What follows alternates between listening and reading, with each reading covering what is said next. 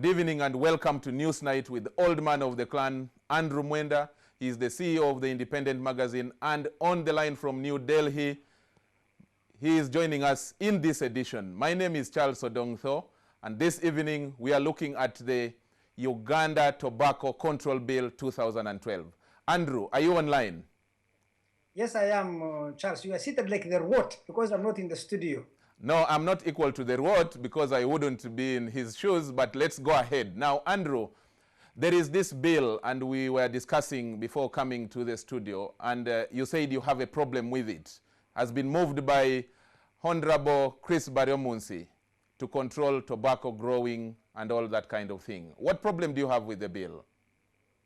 You see, I think that this bill promises that its primary aim is to regulate the tobacco industry in Uganda. Right. If you read it closely, you realize that its net effect will be to actually ban tobacco smoking in Uganda. True, true. Why?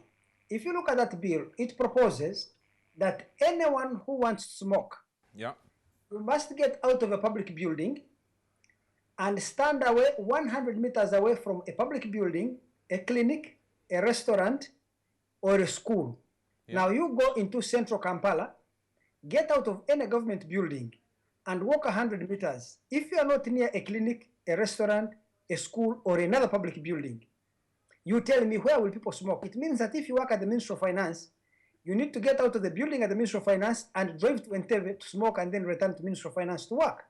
So the bill is so restrictive in what it prescribes that in fact Uganda would be the first country in the world. The country with the best regulatory framework for tobacco is Canada. Canada allows you 10 meters away from your main public building. And what is wrong with regulating public smoking in Uganda? What's wrong with that? I'm saying that the law exceeds what is required for reasonable regulation, and what it does effectively is to ban smoking. As I have told you, if you say that a person cannot smoke within 100 meters of a public building, a school, a clinic, or a restaurant, just stand anywhere in Kampala and get out of a government office, a public building. Walk 100 meters. If you don't encounter a clinic, a restaurant, or another public building, you take me to court. Okay, Andrew, so that point has been Andrew, just a minute, just hold on. I have got that point. Now, what you are saying is that this bill goes beyond regulation, no more ordinary regulation. But what would we lose as a country if tobacco smoking was banned altogether in the country? What would we lose as a country? Well, then the bill must make it clear that its aim is not to regulate tobacco, that the government of Uganda has decided to ban tobacco. But I should tell you this. BAT pays in excess of more than 200 billion shillings, and many other tobacco companies pay a large amount of money in taxes. So you lose that tax revenue. Two, it employs a large number of people. There are more than 30,000 Ugandan farmers in your village in West Nile, in Hoima, in Kanungu, who are involved in producing of tobacco. Actually, there are over 600,000 people that it employs. Exactly, 600,000. So you'd be losing all those jobs. But can I just interrupt you there, Andrew? The thing is this: World Health Organization has done a study across the world, and it says for every $1 of revenue that tobacco brings to an economy, it spends $3 to cure or to treat, not to cure actually, but to try and treat people who are infected with different kind of heart attack and cancer, oral cancer, and all that. So what is the use anyway? So you are raising a different issue, because I thought we were going to discuss the bill, because the bill clearly states that its purpose is not meant to ban tobacco smoking. The aim of the bill is to regulate tobacco smoking. Exactly. And I'm pointing out that the provisions of this bill exceed anything that would be regulatory. I have already told you that the country with the best tobacco control framework in the whole world is Canada. It allows you to step out of a public building and smoke within 6 meters.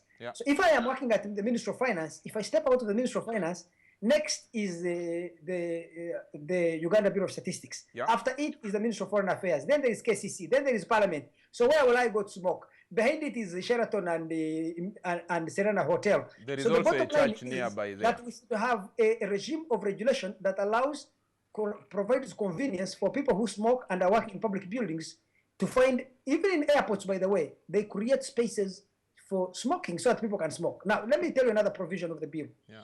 It says that you cannot sell cigarettes within 500 meters of a restaurant, a public building, a school, so it means that you have banned the selling of cigarettes everywhere in cities of Uganda. So if you want to buy a cigarette, you'll have to drive out of Kampala and perhaps go between the Mukono and Lugazi. That's why you'll find a space where you can sell cigarettes.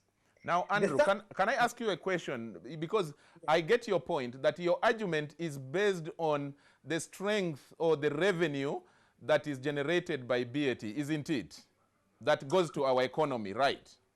Now, what would be wrong with a bill that starts by regulating the manufacturing, the selling, the advertising, distribution, promotion, consumption, and all that, but in the end aims at even banning tobacco smoking completely, maybe from our country? What is wrong with that? Because the net effect, the impact, negative to health is proved to be so drastic.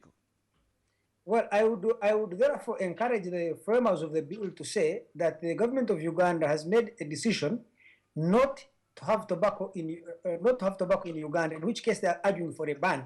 And then the government of Uganda, the members of parliament of Uganda, the MPs representing the constituencies that grow tobacco will therefore be involved in debating, even those members of parliament who smoke, right? Yeah. They will be involved in debating whether smoking should be banned. Because there are two things. If we debate regulation, we should debate regulation. If we debate banning, we should debate banning. I'll give you another provision. Yeah. You see, under this new proposed bill, it bans the previous bill that was regulating the relationship between tobacco companies and farmers. The Tobacco Control and Marketing Act. That was the one of 1967. I think it was of the 1990s, 1994. Okay. Which provided that the tobacco companies can extend lines of credit to farmers.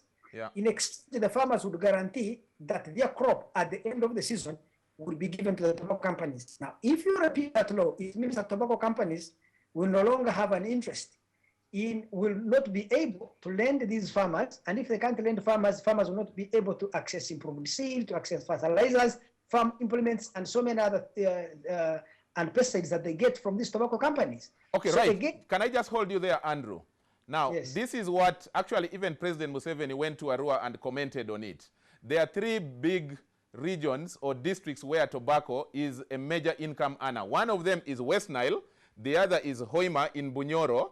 And of course, that is one of the biggest areas. The third one is Kanungu. Now, this is what has been found out, that actually those areas are among the poorest in the country. Now, let's look back at when tobacco growing, BAT, came to Uganda in the 1960s or something before that. Now, this tobacco growing has not, in other words, improved these regions to a level where you can say they are among the fastest growing or the most developed in the country. So what the hell, someone would say? No, I think you're mixing up issues. You should not look at the regions, you should look at tobacco farmers. Yeah. Last year, the Independent did a study, and we published a book on agriculture in Uganda. You should go and look at the study we did. We found that actually a significant number of tobacco farmers are better off in terms of income than their neighbors who are not involved in tobacco growing. Okay. So the regions themselves where tobacco is may be poor, but the people involved in the cultivation of tobacco are relatively well off. We were able to profile farmers who have built houses, sent their children to school, been able to buy cars, and have now moved from living in grass-thatched huts to houses with the permanent structures. So it is not true that the farmers, of course, farmers involved in planting tobacco have not all of a sudden become millionaires, but they are certainly better off than those farmers who are not involved in commercial agriculture. Now, I should also tell you one of the other issues that I was able to look at this law. The law says that if you are going to sell cigarettes, assuming you have a supermarket, a shop, or whatever it is, a grocery shop, if you have to sell cigarettes, you must hide them. They must not be displayed anywhere, so that the customer would have to come and say, do you have cigarettes? And then you go to a box hidden under the floor and pull it out and say, yes, I have the cigarettes here. Now, if you are going to legalize a product, why impose such restrictions on it? Because I think that Parliament must be very clear that it's going to discuss. You see, I think that the members of Parliament are trying to ban cigarette smoking but are afraid of the political consequences emanating from the beneficiaries of tobacco in Uganda, and these beneficiaries are largely the farmers, the shops that sell tobacco, and the consumers. Remember that this business is not only the tobacco companies. You have a large number of consumers of tobacco who are Ugandan voters, and these MPs don't want to alienate them. So if they want to ban smoking, let them clearly state that the aim is to ban smoking, and we see whether it will politically work.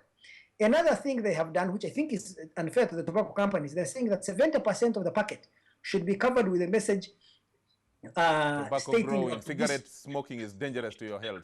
Yes, so the tobacco companies will not even have space on the packet to put their own brand name on the packet.